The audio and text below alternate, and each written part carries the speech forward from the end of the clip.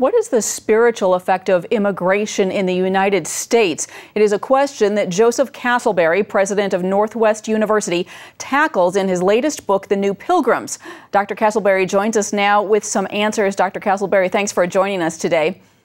Well, thank you, Heather. It's a pleasure to be on CBN. You write that a rising xenophobia has blinded many Christians to the spiritual effect of immigration on the U.S. That is kind of a mistrust of strangers.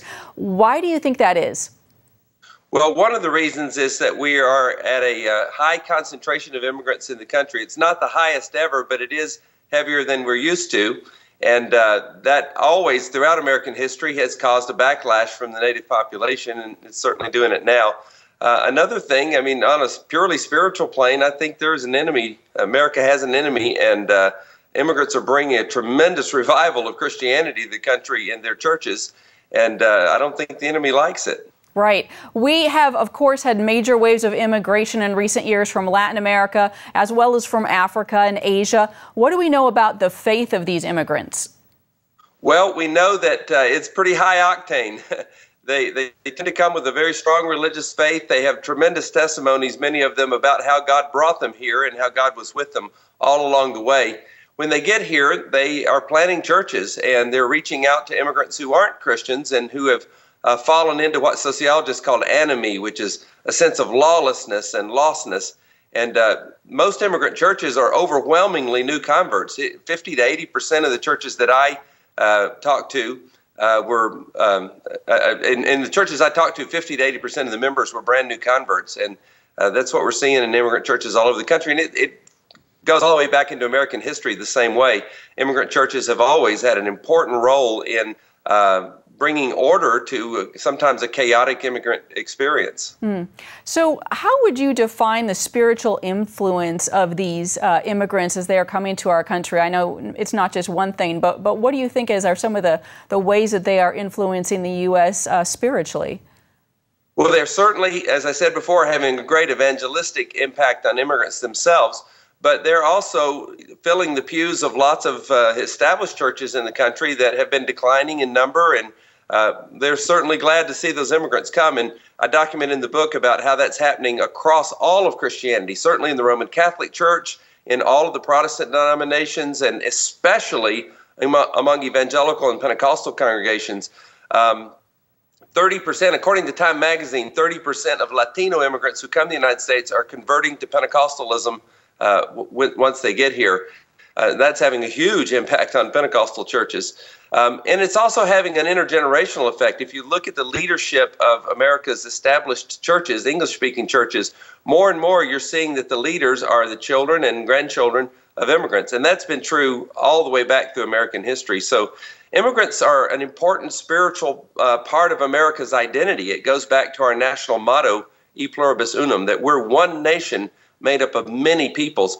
And, you know, being American isn't having a certain ethnic identity. It's about sharing American values. And people from all over the world come here, they adopt our values, they assimilate into our culture, and they have a great spiritual impact on us. And especially right now when Christianity is slipping in America, we've lost 8% of the national population to unbelief in the last 7 years.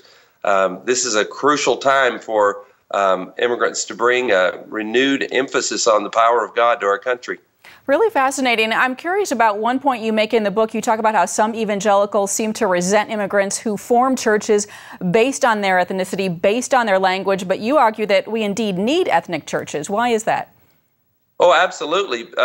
Especially if they're worried about those immigrants who may be falling on the wrong side of the law. They are a very small percentage of immigrants, but they do make a disproportionate impact in the media because, as you know, if it bleeds, it leads. And the media always gives a distorted picture of immigrants. But there is an element of the immigrant population that gets in trouble. And churches that are worshiping in their language and reaching out to them in their own languages can have a tremendous impact on restoring a sense of order in their life and bringing them to God, bringing them to Christ. So that's probably the most important part. From your standpoint, what are some of the best ways that Christians here, already established in the U.S., can reach out to new immigrants? Well, there are lots of ways. One is to welcome those immigrants who come to your church without asking what their legal status are. is they come to church looking for God, and we absolutely have to give them an experience of God in our churches and a warm hand of welcome. We're not employed as the Border Patrol of the United States. We're employed as ministers of the gospel and as Christians who have a responsibility to reach out to every human being who comes to us with the love of Jesus. So we want to accept them in our churches. We want to encourage them in founding ethnic churches, because those are important transitional places where they can get a sense of balance and stability in American society and do so in the full-throated worship of God. And then perhaps the most important way that American Christians can help immigrants is to advocate for comprehensive immigration reform. Our immigration system is terribly broken in the United States, and it puts the rule of law in peril. And not only is the rule of law totally important for America's future, but it's also the very thing that brought immigrants here. And it would be unfair to let the rule of law fall apart in the United States when they come here partly to come under the protection of law. So it's important that we straighten out our legal system and make it a fair system that works for America and that provides justice for immigrants as well. All right. Well, Dr. Castleberry, it's exciting to think about the spiritual impact that these immigrants are having, how God is working. Thank you for your time. Oh, it's a real pleasure, and thank you so much.